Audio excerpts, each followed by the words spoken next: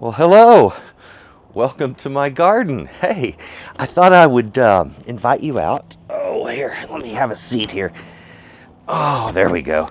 I thought I'd invite you out and show you what's going on in the garden right now. First of all, we got onions all around me here, and some red leaf lettuce right in front of me here. My chives, they're flowering. And a lot of people say, oh, don't let them flower. You won't produce chives. Well, they'll produce seeds and then I'll get a lot more chives. Just let them be beautiful, okay? Sometimes allow your garden just to be itself. I've got tarragon over here. Now I need to cut back my tarragon because it's really growing. It's going nuts. And I'm going to get a lot of tarragon out of it this year, so I'm going to have a lot of herb. And I'm looking forward to that. I've got other things growing really well. The basil, it's trying to do its thing, but it's also trying to bolt. And that's because we've had some really hot weather. The last 2 days it's been in the order of about 100 degrees. And, we're just barely into spring here and we're getting 100-degree days. Now here's the thing, I've got a high tunnel. You take a 100-degree day, the high tunnel amplifies it. Okay, it heats it right up. So I had to put my shade sail over the top of this to reduce the amount of light coming through to lower the heat, because like I said, it acts like a magnifying glass and it just heats this place up. The ground temperature goes up in here, the air temperature shoots way up.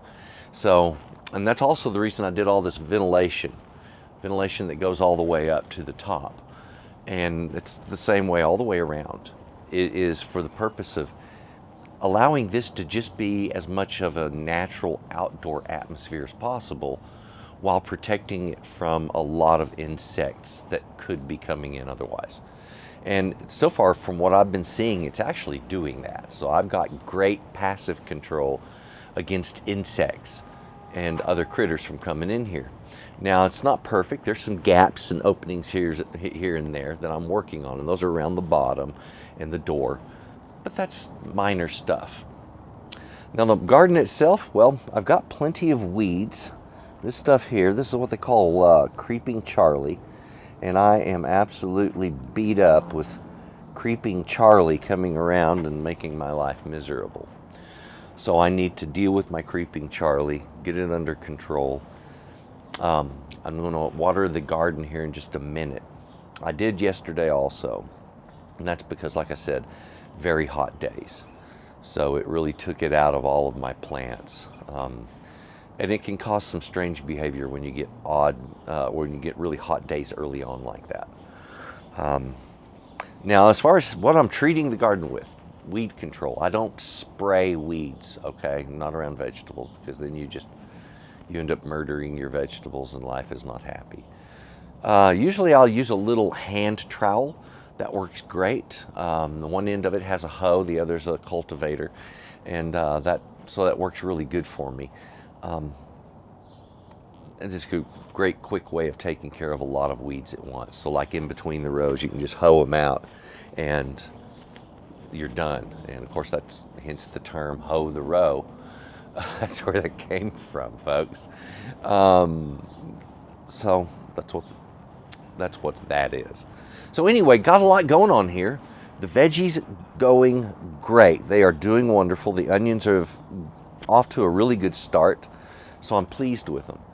The environment's working out. I'm pleased with it. I've got everything coming up really well. The spinach has come up real strong. So has my butterleaf lettuce, the romaine. I have some herbs on that side, as well as cabbage and zucchini, and my yellow squash came up. Asparagus is going crazy, and my tomatoes have become good and strong and hardy, and I'm just waiting for them to start producing. That's the thing I learned a long time ago, is on the tomato bush, look for a bush that's short and stocky, not tall and leggy. I have one that's tall and leggy, but it was the only one of two of that type of tomato that they still had on the shelf. I was looking for a tomato start without having to seed them this year. And I really get good luck with that. They do very well for me. But anyway, they have gotten bushy and thick and strong. I'm looking at them now. They're just looking really good. And I'll show you around the garden here in a moment. We'll take a look at everything. I want y'all to know what I did for soil preparation. It depends on the bed. Like the carrot bed is a little lower and it's a different kind of soil material. You'll notice that in a little bit when I'm filming. When I film that, you'll notice it sets different than the rest of the garden, and it looks different. And that was because I dug deep. I removed a lot of the soil that was there. I brought in some softer, more loamy gardening soil and put it in. Now I can see we've got the sun probably bothering the camera, so I'm going to move that and we'll take a look around the garden. Here we go. Wanted to show you around here. Those are the onions, of course. Now right down here I've got some red leaf lettuce. And then just behind that, that shorter garden there, where the plants are really small and sparse, that's the carrot bed. You can see how the dirt, the soil changes from one right over to the other there. And that was quite on purpose. I wanted to give those carrots the best chance they could get. Now right there, right over here, this little bed, that's all spinach. And behind that, you'll see that basil I'm talking about that's trying to bolt. Okay, so I'm going to snip the tops off of the basil. That'll reduce that bolting issue. Okay, now right here, this little patch is butterleaf lettuce, and then it's a little more sparse, but right over here I've got my romaine lettuce starting to come up there. There's some more basil against that pole right there. Now over here where you see a lot of that creeping Charlie, there are plants in there. Okay, so I've just got to remove the creeping Charlie. Now let's look at those ferns back there. Those are the asparagus ferns right there, ladies and gentlemen. Those are what I planted last year in the way of my asparagus. They're doing really good. Again, no taking of asparagus. It's strictly growing the fern, making the plant and the bottom part, that rhizome, good and strong. Hopefully next year, it'll be spitting out asparagus all year long. Now, over this way, that little guy, actually those two little guys, I'm going to pinch one of them out of there. That is yellow squash. And if you'll notice, I've put a cage over the squash. I'm going to grow my squash vertical this year. And I've tried one of these cages. I have good luck with them with the tomatoes. So I figured, what the heck?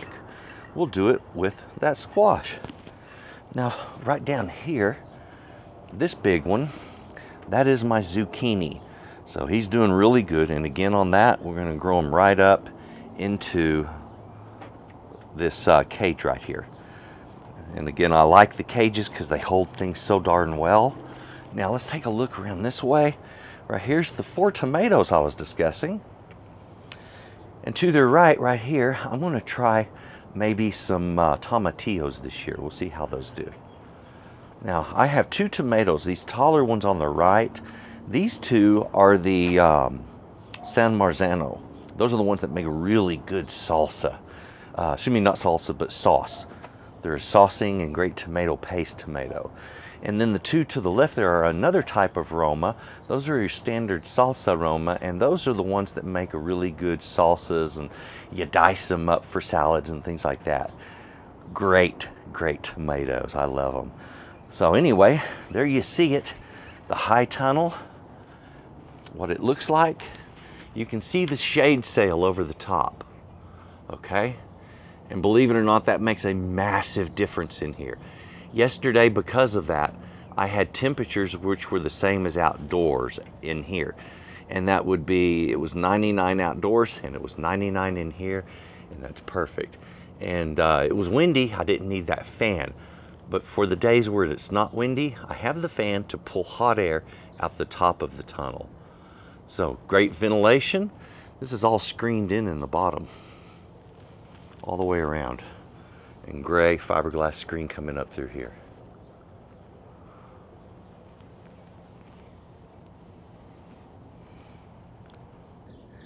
Yeah, so I've already removed some of this creeping Charlie from around this plant. And make sure when you do that, you get these roots too. But the rest of it, I'll simply take my hoe, and I'll deal with it like this. There we go. They're done with. Makes it just so much easier. And of course, having the soil soft, loamy, pre-worked really helps. Last year I put, let's see, when I was mixing the soil for the beds, I added in a lot of peat moss. So there was about 2-inch thick layer of peat moss across everything, and then about a 1-inch thick layer of cow manure, and that was composted cow manure. Then I went ahead and tilled all of that into my soil. So we took some soil that's already fairly fertile, it's just very clay-like. And so it's heavy in minerals, and it's good soil to grow food in, but it's just too dense and clay-like. So once we loosen it up with a little bit of peat moss, boom, suddenly it becomes darker, richer, it's easier to till and work with, and it produces really good vegetables. Now, this isn't going to necessarily work everywhere because the soil isn't the same everywhere, folks. Here in this part of Texas, we have what we call microporous soil. It means it's like clay. It's really dense, it's hard. There's not a lot of rocks in the soil, but it is just very dense. And that is a good thing. This used to be grassland for a very, very long time, okay, for eons. This was short grass prairie. And so the grasses would grow, and then they would die, and the next year they'd grow, and you had this life cycle that was enriching the soil for a very long time. So it is what it is, and it is what I have to work with. Some things grow better here than others, and as you've seen from what I was just mentioning, the heat. It can spike out of the blue. I mean, we're barely into May, and boom, we get our 100-degree days. And you know, most folks are still experiencing spring and getting their vegetables up and doing their thing. Okay. Well, hopefully next year I'll have vegetables up even earlier, and that is because I built this thing for that purpose. High tunnels will capture heat during the day, and if they're laid out the right way on the inside and built the right way, they'll hold that heat through part of the night, and the vegetables will do much, much better. Just the way these things work. So it's a really unique type of greenhouse. And of course, I'm new to this type of gardening. So we're going to experience this together, folks. We get to experience what it's like to try a high tunnel for the first time. If you've been thinking about this and you're not sure, well, you get to watch my successes, my mistakes on a high tunnel. A lot of people will put planters in these things. Okay, we're going to take a look at my planters in a minute. And that'll be neat because next year I can take my planters, start them in here, and then move them outdoors. Okay, so I get kind of a head start. Also, the neat thing is this allows me to extend my fall season. Sometimes fall in the Texas Panhandle hits really early. So it'll be, you know, like October, and suddenly we get 10 inches of snow. And no, I'm not exaggerating. This is real, okay? The weather in this part of the country goes from one extreme to the next in huge shifts, and it does so overnight. So it kind of catches you off guard sometimes. But it's also one of the reasons that when Texas lost power and everybody suffered that winter, the winter before this last, well, this was the part of Texas that didn't shut down. And that's because we're already winterized, because we go through that, what they went through, we go through that every year more than once. All right, so that's part of being in this part of Texas.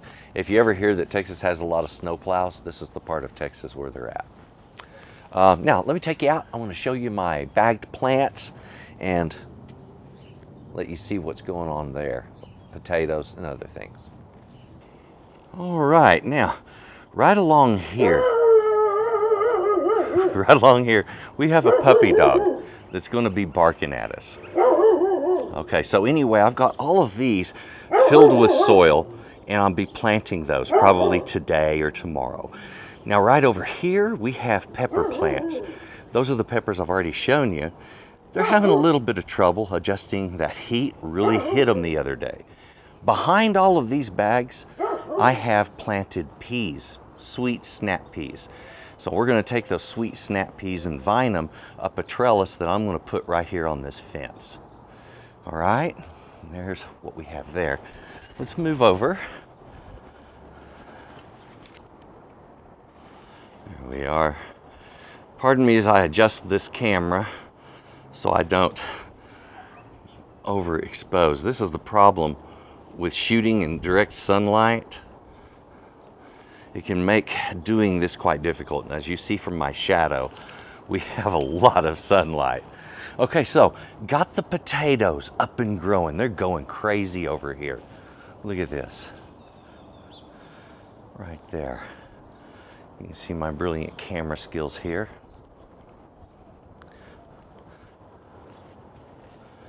So when you're growing potatoes like this, I can't really tell you a lot about it. I'd like to say, you need to do this, that, and the other. Guess what? This is my first time to try this. So we get to see it together. Now, I'm going to start mounding up some peat moss and other potting soil in these containers, all right? Here's the high tunnel.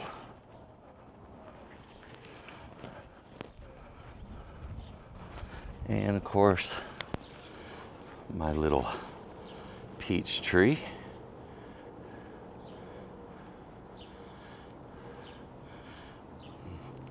So you've seen how that's working out. Over here on the other side, next to where my smoker is, we've got these planters. Now I've planted them with strawberries, but so far I'm not seeing any activity, and it's disappointing. So I'm hoping something's going to happen soon. Hit them with water again. We'll see what happens. There we go. Sorry about that. Changing light conditions in extremes. And of course over here I've got a little nectarine that I'm starting. Well, thank you for joining me. There we are. Appreciate that. We're going to be putting out some more cooking videos real soon here. I've already recorded those. I've just got to get them processed. Well, the sun's come up and oh, it's mighty bright. Thank you very much for joining me on my little garden video here. Hey, I'll be doing some more of these and we'll just kind of keep up with what's going on. But the best part is this becomes ground to table meals in just a couple of months. So I'm really looking forward to that and looking forward to cooking some of this great food for you. Folks, thank you for watching. Enjoy more of these garden videos. There's a whole slew of them from the beginning of breaking ground to what I've got going on now. So let's just see what happens. Mother Nature will do what she does. You folks have a good day. Please take a look in the description box. You'll see links to my website. That's where you're going to get my recipes and my services and all my other products. Also, if you would, please check out the rest of Texas Cooking Today. A lot of videos there. Great recipes are there. And folks, if you have any comments or suggestions, well, I'm always listening. So please drop something in the comments box. Give me a thumbs up if you liked this. Subscribe if you haven't done so. And please share my videos. Folks, have a good day.